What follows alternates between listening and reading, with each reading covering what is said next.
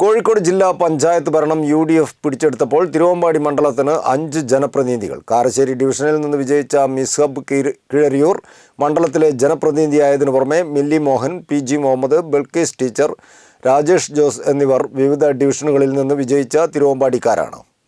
ചരിത്രത്തിലാദ്യമായി UDF ഭരണം പിടിച്ചെടുത്ത കോഴിക്കോട് ജില്ലാ പഞ്ചായത്തിൽ ആകെയുള്ള 15 UDF പ്രതിനിധികളിൽ 5 പേരും തിരുവമ്പാടി നിയോജക മണ്ഡലത്തിൽ നിന്ന്.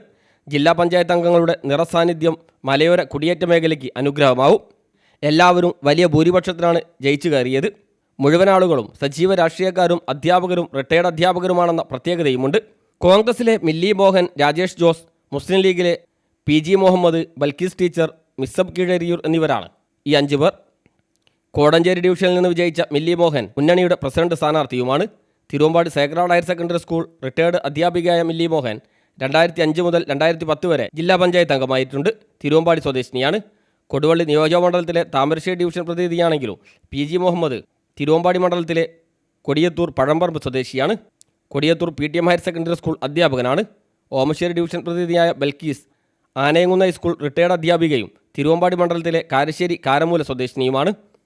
തിരുവമ്പാടി മണ്ഡലത്തിൽപ്പെട്ട പുതുപ്പാടി ഡിവിഷനിലെ Rajesh Jose Chaliyam Imbichali higher secondary school അധ്യാപകനാണ്.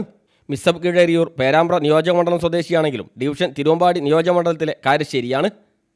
നൊച്ചാട് ഹയർ സെക്കൻഡറി സ്കൂൾ അധ്യാപകനാണ്. അകലെ നിന്നെത്തി കാരശ്ശേരി ഡിവിഷൻ CPM നിന്ന് പിടിച്ചെടുക്കുകയായിരുന്നു.